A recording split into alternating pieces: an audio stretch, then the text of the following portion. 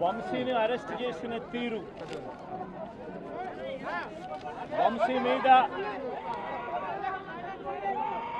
పెట్టిన false case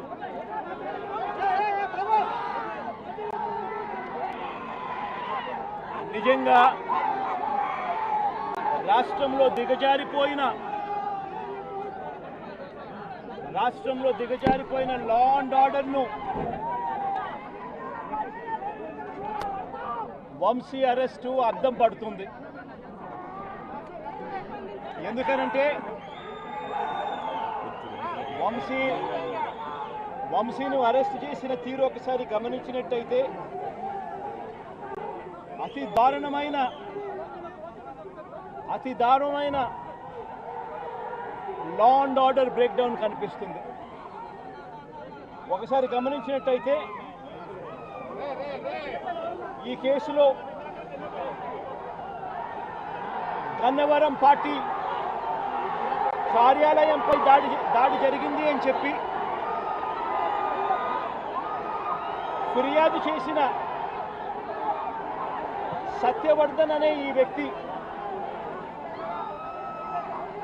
Gannavaram Telugu Desam party ఆఫీసులో computer ఆపరేటర్గా పనిచేస్తా ఉన్న సత్యవర్ధన్ అనే ఈ వ్యక్తి, ఫిర్యాదు చేసిన ఇదే వ్యక్తి సాక్షాత్తు తానే జడ్జి గారి సమక్షంలో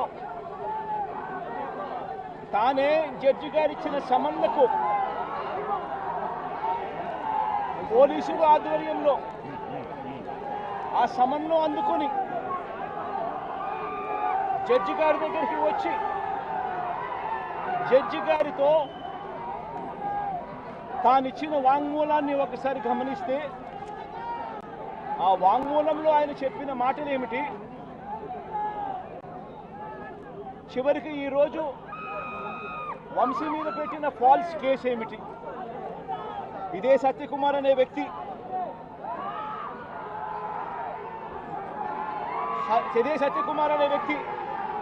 జడ్జి గారు జడ్జి గారి సమక్షంలో సత్యవర్ధన్ అనే వ్యక్తి వంశీ ఎలాంటి తప్పు చేయలేదు అని చెప్పినప్పటికీ కూడా వంశీ మీద తప్పుడు కేసులు ఈరోజు బనాయించడం జరిగింది. ఒకసారి ఈ కేసుకు సంబంధించి ఘటనలు ఒకసారి గమనించాల్సిన అవసరం ఉంది. ఫిబ్రవరి 19వ తారీఖున 2023 మంగళగిరిలో టీడీపీ హెడ్ ఆఫీసులో పట్టాభి అనే వ్యక్తి చేత వంశీ మీద భరించలేని విధంగా బూతులు తిట్టించారు చంద్రబాబు నాయుడు గారు. మంగళగిరి తెలుగుదేశం పార్టీ హెడ్ ఆఫీసులో ఫిబ్రవరి 19, 2023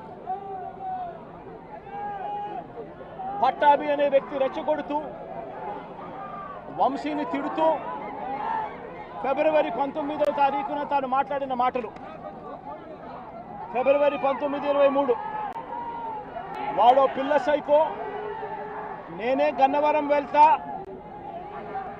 ఎవడేం పీకుతాడో చూస్తా, ఆ వంశీ సంగతి తేలుస్తా, నియోజకవర్గంలో నుంచి బయటికి విసిరేస్తా అంటూ గన్నవరం ఎమ్మెల్యే వల్లభనేని వంశీని రెచ్చగొట్టింది సాక్షాత్తు ఫిబ్రవరి 19వ తారీఖున ఇదే పట్టాభి అనే వ్యక్తి. అంతటితో ఆగకుండా ఫిబ్రవరి 20వ తారీఖున అంటే మరుసటి రోజు చంద్రబాబు గారు పట్టాభిని నేరుగా గన్నవరంకే పంపారు. గన్నవరంకే పంపి గన్నవరంలో ఆయన అక్కడికి వెళ్ళి గన్నవరంలో మళ్ళీ ప్రెస్ మీట్ పెట్టి మళ్ళీ వంశీని మళ్ళీ తిట్టి అదే గన్నవరంలో చుట్టుపక్కల ప్రాంతాల నుంచి తాను పోగేసిన మనుషులను తాను వెంట పెట్టుకుని ప్రెస్ మీట్లో మరొకసారి వంశీని తిట్టి ఒక ప్రొసెషన్గా వైఎస్ఆర్సీపీ ఆఫీసును అటాక్ చేయడం కోసం ఫిబ్రవరి 20వ తారీఖున ఇదే పట్టాభి బయలుదేరిన ఈ ఘటనలో ఇదే పట్టాభి ఫిబ్రవరి 20వ తారీఖున వైసీపీ ఆఫీసుకు తాను మనుషులతో ప్రొసెషన్గా తాను అక్కడికి వెళ్ళి ఆ రోజు పార్టీ బయట ఉన్న ఒక దళిత సర్పంచ్ సీనయ్య అనే వ్యక్తిని కూడా పట్టాభి వాళ్ళ మనుషులు దాడి కూడా చేయడం జరిగింది. ఈ దాడి జరుగుతా ఉన్న నేపథ్యంలో ఉద్రిక్తతల మధ్య పోలీసులు కూడా నిర్వహించేదానికి విశ్వ ప్రయత్నం కూడా చేశారు. ఆ విశ్వ ప్రయత్నంలో సిఐ కనకారావు, ఈయన కూడా దళితుడే, సిఐ కనకారావు తల పగలగొట్టి నిరోధించే కార్యక్రమంలో సిఐ కనకారావు తల కూడా ఇదే అల్లరి మూకలు పట్టాభి నేతృత్వంలో ఇదే అల్లరి మూకలు తల కూడా పగలగొట్టారు. ఇలాంటి ఉద్రిక్తతల మధ్య ప్రతిచర్యగా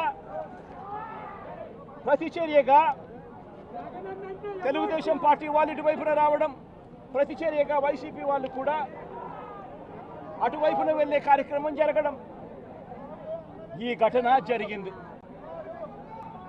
రెండు వైపులా ఆ రోజు పోలీసులు కేసు పెట్టారు.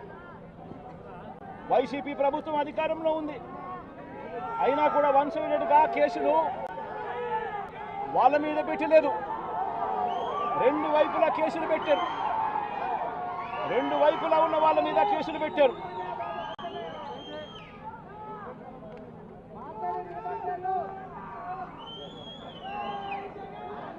తర్వాత గన్నవరం ఘటనకు సంబంధించి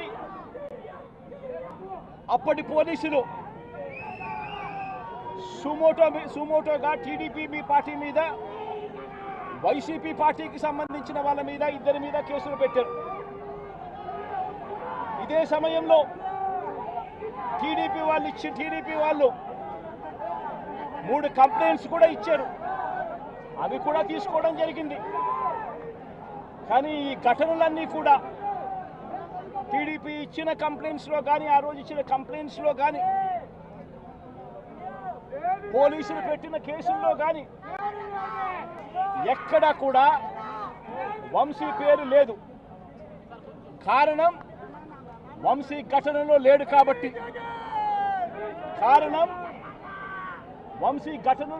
కాబట్టి, ఘటనా స్థలంలో తాను లేడు కాబట్టి వంశీ పేరు ఎక్కడ ఎవరు కూడా చెప్పలేదు.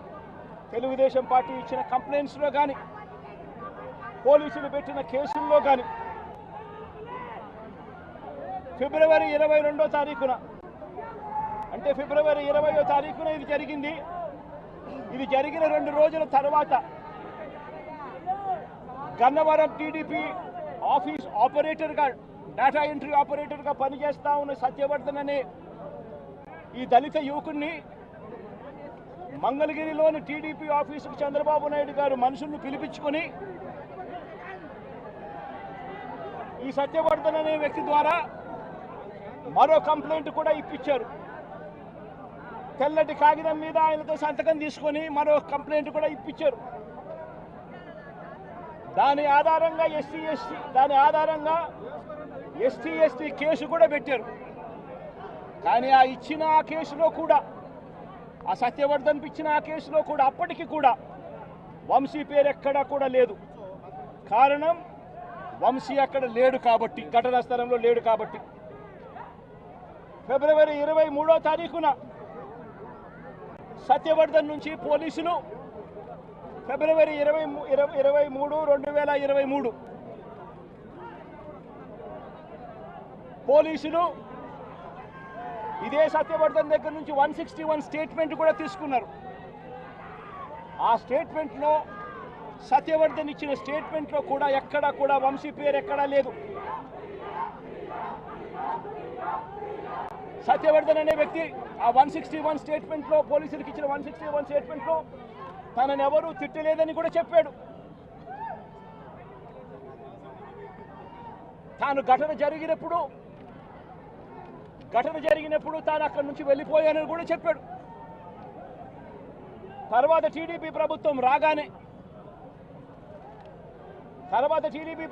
రాగానే వంశీని టార్గెట్ చేయడం మొదలుపెట్టారు. జూలై 10, 2024 ఈ కేసును మళ్ళీ రీఓపెన్ చేశారు. రీఓపెన్ చేసి ఆశ్చర్యం కలిగించే విషయం ఏమి తెలుసా? ఇదే సత్యవర్ధన్ అనే వ్యక్తిని తెలుగుదేశం పార్టీ ప్రభుత్వం అధికారంలోకి వచ్చిన తర్వాత మళ్ళీ ఇదే సత్యవర్ధన్ అనే వ్యక్తి దగ్గర నుంచి మళ్ళీ 161 స్టేట్మెంట్ మళ్ళీ తీసుకున్నారు. రెండోసారి కేసు రీఓపెన్ చేసి తెలుగుదేశం పార్టీ అధికారంలోకి వచ్చిన తర్వాత ఆ రెండోసారి ఇచ్చిన 161 స్టేట్మెంట్లో కూడా సత్యవర్ధన్ ఇవే మాటలే మాట్లాడాడు. నన్ను ఎవరు తిట్టలేదని, వంశీ అక్కడ లేడు అని, దాని ఘటనా స్థలం జరిగినప్పుడైతే అక్కడి నుంచి వెళ్ళిపోయాడు, అదే మాటలే మాట్లాడాడు. పోలీసులు చంద్రబాబు నాయుడు గారి ప్రభుత్వంలో తీసుకున్న 161 స్టేట్మెంట్లో కూడా తర్వాత అయినా చంద్రబాబు నాయుడు గారు వంశీ మీద పెట్టుకున్న ఆక్రోశము, వంశీ మీద పెట్టుకున్న కోపము చంద్రబాబు నాయుడు గారిది ఏ స్థాయిలో ఉందనంటే ఎలాగైనా కానీ వంశీని ఇరికించాలి అనే ఆలోచనతో వంశీ ఘటనా స్థలంలో లేకపోయినా కూడా వంశీని 71వ నిందితుడిగా చేర్చారు. 71వ నిందితుడిగా వంశీ పేరును చేర్చారు. అయితే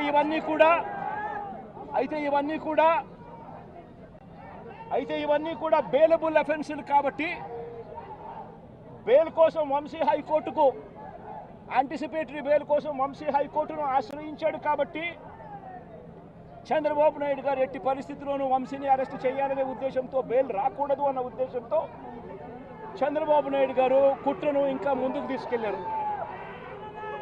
గన్నవరం పార్టీ ఆఫీసును తగలబెట్టే ప్రయత్నం చేశాడు అని చెప్పి మరో ఫాల్స్ కేసు ఒకటి బుక్ చేయడం మొదలుపెట్టాడు. తెలుగుదేశం పార్టీ ఆఫీస్ అట కాల్చే కార్యక్రమం అట జరిగింది అని చెప్పి ఏకంగా చంద్రబాబు నాయుడు గారు అనే వ్యక్తి మరో ఫాల్స్ కేసు, మరో కట్టుకథ అల్లాడు.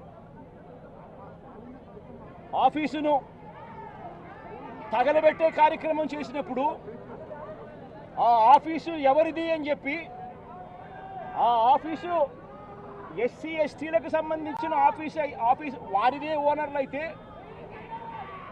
అప్పుడు ఇది నాన్ బెయిలబుల్ సెక్షన్స్ కిందికి వస్తుంది, ఎస్సీ ఎస్టీ కేసు పెట్టొచ్చు అనే ఉద్దేశంతో ఏకంగా తెలుగుదేశం పార్టీ ఆఫీసు ఎస్సీ ఎస్టీలదని చెప్పి ఇంకో దొంగ కేసు, ఎస్టీ ఎస్టీలదే అని చెప్పి ఇంకొక దొంగ వాంగ్మూలాన్ని కూడా ఇచ్చేశారు ఇదే పెద్ద మనిషి చంద్రబాబు నాయుడు గారు.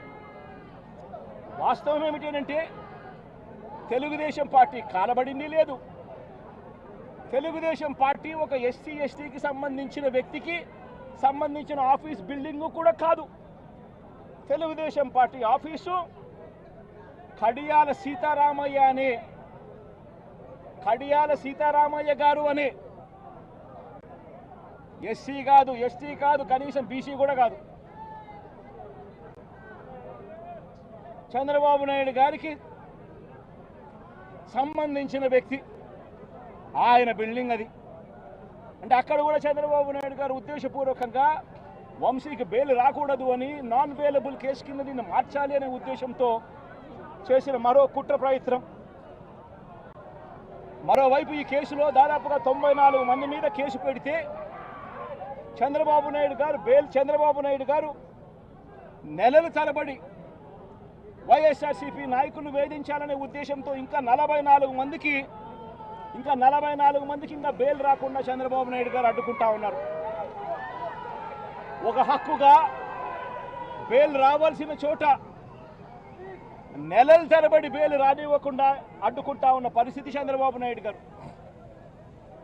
ఇదే సత్యవర్ధన్ అనే వ్యక్తి మెజిస్ట్రేట్ దగ్గరికి తాను వచ్చి జరిగిన ఘటన గురించి మెజిస్ట్రేట్ దగ్గర వాంగ్మూలం తాను ఇచ్చేస్తే మిగతా వాళ్ళందరికీ కూడా బెయిల్లు వస్తాయి అనే ఉద్దేశంతో పోలీసులు చంద్రబాబు నాయుడు గారు ఇద్దరు కూడా కుట్ర పన్ని సత్యవర్ధన్ అనే వ్యక్తిని 20 సార్లు మెజిస్ట్రేటు రమ్మని సమన్లు పంపించినప్పటికీ కూడా ప్రతిసారి దాటేసుకుంటూ రాకుండా ఎగరగొడుతూ పోయాడు.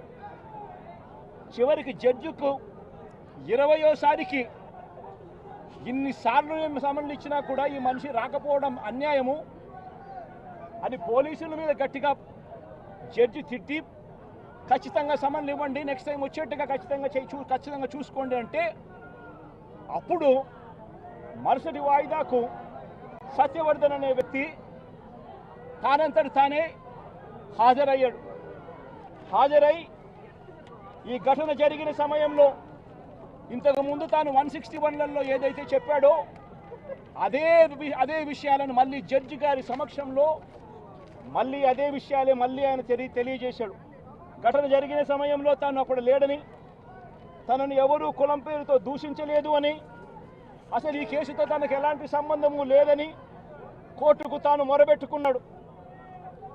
తాను తన తల్లి ఇద్దరు కలిసి ఆటోలో కూర్చొని కోర్టుకు వచ్చామని, తన స్టేట్మెంట్ వెనుక ఎవరి బలవంతము లేదు అని ఫిబ్రవరి 10వ తారీఖు 2025 ఫిబ్రవరి 10 2025 ఫిబ్రవరి 10న జడ్జి గారి ముందర స్టేట్మెంట్ తాను ఇచ్చాడు.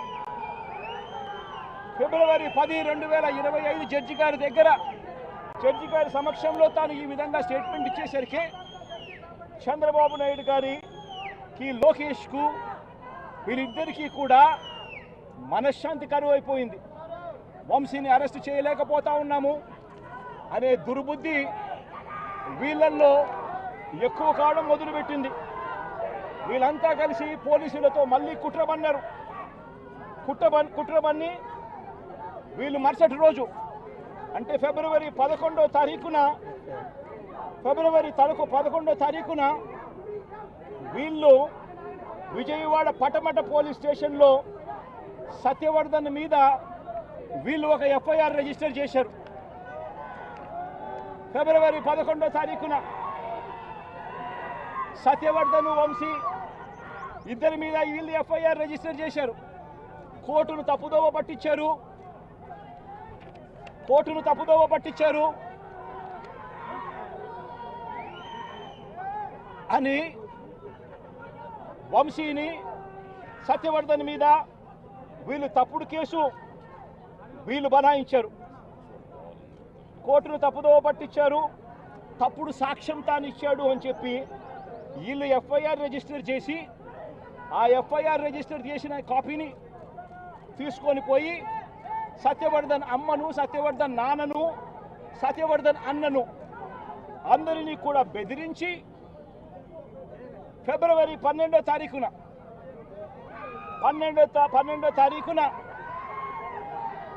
సత్యవర్ధన్ అన్న దగ్గర నుంచి ఒక తప్పుడు కేసు వాళ్ళ అన్నతో పెట్టించారు. ఏమని పెట్టించారు? ఈ వ్యక్తి సత్యవర్ధన్ అనే వ్యక్తిని కిడ్నాప్ చేసుకొని పోయారట. అది ఎవడో చూశాడట. ఆ మనిషి దగ్గర 20,000 రూపాయలు, సత్యవర్ధన్ అనే వ్యక్తి దగ్గర 20,000 డబ్బు ఉంటే ఆ డబ్బులు కూడా లాక్కొని కిడ్నాప్ చేసుకొని పోయారట అని తప్పుడు కేసు. కనీసం సత్యవర్ధన్ అనే వ్యక్తితో మాట్లాడకుండా ఫిబ్రవరి 12వ తారీఖునే కేసు రిజిస్టర్ చేసి ఫిబ్రవరి 13వ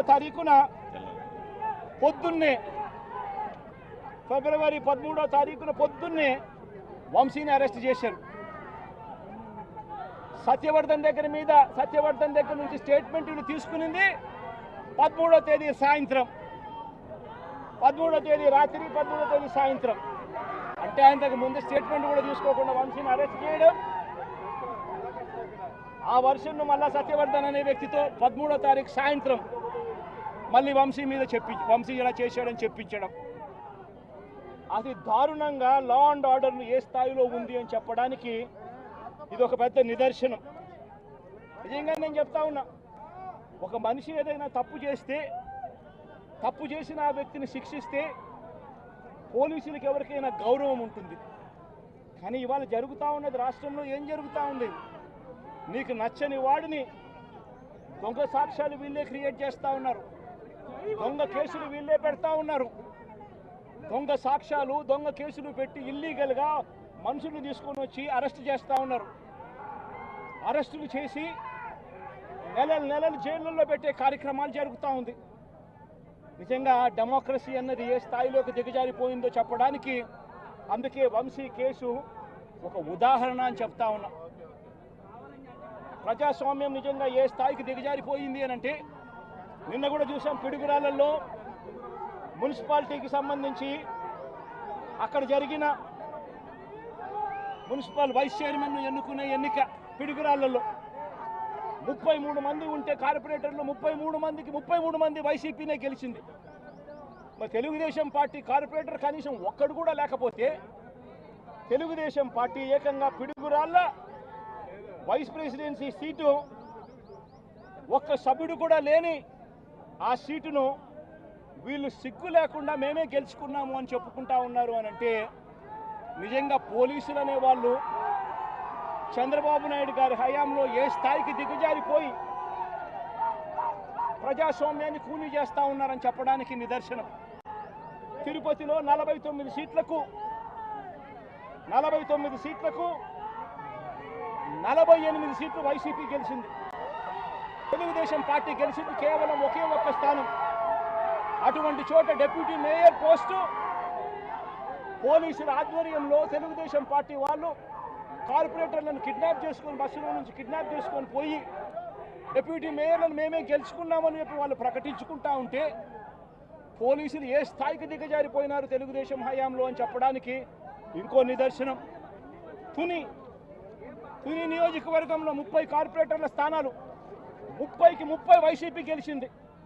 తెలుగుదేశం పార్టీకి కనీసం ఒక్క అభ్యర్థి కూడా లేడు. మళ్ళీ అలాంటి చోట ఎన్నికలు జరిగితే, అలాంటి చోట వైస్ ప్రెసిడెన్సీని వైస్ని ఎన్నుకునే ఎన్నిక, వైస్ చైర్మన్ ఎన్నుకునే ఎన్నిక జరిగితే వైసీపీకి ఎలాగో వైసీపీ వాళ్ళను దౌర్జన్యం చేసి తీసుకునే పరిస్థితి లేకపోయేసరికి తెలుగుదేశం పార్టీ వాళ్ళు ఎన్నికనే పోస్ట్ పోన్ చేశారు. అంటే వీళ్ళకి అనుకూలమైన వాతావరణం వచ్చేదాకా ఎన్నికలు జరపరు. కోర్టు పర్యవేక్షణలో ఉన్న కేసులకు సంబంధించిన పరిస్థితులు ఇవి. పాలకొండలో కూడా అంతే. వైసీపీకి అందులో 17 ఉంటే తెలుగుదేశం పార్టీకి కేవలం 3. మళ్ళీ అక్కడ వైస్ ప్రెసిడెన్సీ అన్నది వైసీపీకి రావాలన్నా తెలుగుదేశం పార్టీకి రావాలన్నా, కానీ వీళ్ళకి అనుకూలత వచ్చేదాకా పోస్ట్పోన్మెంట్లు. ఇలా ప్రతి సందర్భంలోనూ కూడా డెమోక్రసీని కూనీ చేస్తూ ఉన్నారు. పోలీసులను వీళ్ళు ఇష్టానుసారంగా వాడుకుంటా ఉన్నారు. నేను ఇవాళ ఒకటే చెప్తా ఉన్నా, ప్రతి పోలీసు వ్యక్తికి కూడా చెప్తా ఉన్నా, మీ టోపీ మీద ఉన్న 3 సింహాలకు కనిపించే ఆ సింహాలకు సెల్యూట్ కొట్టడం మొదలుపెట్టండి. తెలుగుదేశం పార్టీ నాయకులకు సెల్యూట్ కొట్టడం మొదలుపెట్టి, వీళ్ళు చెప్పినట్టుగా చేయడం మొదలుపెట్టి, అన్యాయాలు చేయడం మొదలు పెడితే మాత్రం ఎల్లకాలము తెలుగుదేశం పార్టీ ప్రభుత్వమే ఉండదు అని చెప్పి ఇవాళ ప్రతి అధికారికి కూడా నేను తెలియజేస్తా ఉన్నా. రేపొద్దున మళ్ళీ మా అధికారం వస్తుంది. వచ్చినప్పుడు అన్యాయం చేసిన వీళ్ళందరినీ, వీళ్ళ అధికారులందరినీ, అన్యాయం చేసిన ఈ నాయకులందరినీ కూడా బట్టలు కూడా తీసి నిలబెడతామని చెప్పి కూడా ఈ సందర్భంగా తెలియజేస్తా ఉన్నాను. ఎవడిని వదిలిపెట్టేది ఉండదు. ఇదే వంశీని అరెస్ట్ చేసేటప్పుడు సిఐ అన్నాడట, నేను 1.5 సంవత్సరంలో రిటైర్ అయిపోతాను అని చెప్పి. రిటైర్ అయిపోయినా కూడా, సప్త సముద్రాల అవతల ఉన్నా కూడా మొత్తం అందరినీ కూడా పిలిపిస్తామని చెప్పి కూడా ఈ సందర్భంగా చెప్తా ఉన్నా. చట్టం ముందు నిలబడేట్టుగా చేస్తాం, బట్టలు ఊడదీస్తాం, న్యాయం జరిగేట్టుగా చేస్తాం అని ప్రతి ఒక్కరికి కూడా తెలియజేస్తా ఉన్నాం. ఈ మాదిరిగా అన్యాయం చేయడం మొదలు పెడితే మాత్రం ఖచ్చితంగా ప్రజలు దేవుడు ఇద్దరు కూడా వీళ్ళను శిక్షించే కార్యక్రమం ఖచ్చితంగా జరుగుతుందని చెప్పి సందర్భంగా మరొక్కసారి వీళ్ళందరికీ కూడా చెప్తా ఉన్నాం. అన్యాయంలో భాగస్వాములు కావద్దండి. మీ టోపీ మీద ఉన్న సింహాలను గౌరవించండి, వాటికి సెల్యూట్ కొట్టండి, మీ వ్యక్తిత్వాన్ని కాపాడుకోండి అని చెప్పి ఈ ప్రతి అధికారికి కూడా ఈ సందర్భంగా తెలియజేస్తా ఉన్నాం. సెలెక్టివ్గా కొంతమంది లీడర్స్ని టార్గెట్ చేసి అరెస్ట్ చేస్తూ ఉన్నారు. దాన్ని ఎట్లా చూస్తారు? మన పేర్ని కానీ ఇవాళ వంశీ, ఇటీవల కొంతమంది అరెస్ట్, నందిగం సురేష్, ఇట్లా దాన్ని ఎలా చూడాలి? ప్రజాస్వామ్యం కూలిపోతా ఉంది అని చెప్పడానికి ఇవన్నీ నిదర్శనాలు. ప్రతి కేసు ఇల్లీగల్ కేసే. ప్రతి కేసులోనూ కూడా వీళ్ళే బెదిరిస్తూ ఉన్నారు, అవతలోడు బెదిరిస్తూ ఉన్నాడు అని చెప్పి వీళ్ళే కేసులు పెడతా ఉన్నారు. అసలు బెదిరించేది ఎవరిని బెదిరిస్తూ ఉన్నారు? ప్రతి విషయంలోనూ వీళ్ళే. పారిశ్రామికవేత్తలను వదలడం లేదు, రాజకీయ నాయకులను వదిలిపెట్టడం లేదు. ప్రతి ఒక్కరిని కూడా వీళ్ళే బెదిరిస్తూ ఉన్నారు, అవతలోడు బెదిరించినాడని చెప్పి మళ్ళీ ఎదురు కేసులు పెడతా ఉన్నారు. ఇవన్నీ ఊరికే పోవు, ఇవన్నీ కూడా మళ్ళీ వీళ్ళకి చుట్టుకుంటాయి. చుట్టుకున్నప్పుడు వీళ్ళ పరిస్థితి అతి దారుణంగా తయారవుతుందని మాత్రం ఖచ్చితంగా చెప్తా ఉన్నారు.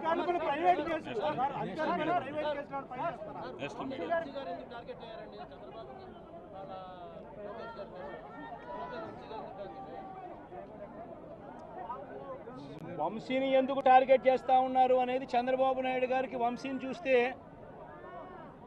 తన సామాజిక వర్గం నుంచి ఒక వ్యక్తి ఎదుగుతున్నాడు, చంద్రబాబు నాయుడు గారి కన్నా గ్లామరస్గా ఉన్నాడు, లోకేష్ గారి కన్నా గ్లామరస్గా ఉన్నాడు, ఒక మనిషి ఎదుగుతున్నాడు అని అంటే తట్టుకోలేడు తన సామాజిక వర్గంలోనే. అందుకనే కొడాలి నేను చూసినా ఆ మనిషికి జీర్ణించుకోలేని ఆక్రోశము, వంశీని చూసినా కూడా జీర్ణించుకోలేని ఆక్రోశము. ఎందుకంటే చంద్రబాబు నాయుడు గారి కన్నా చక్కగా ఉంటారు కాబట్టి వీళ్ళిద్దరు.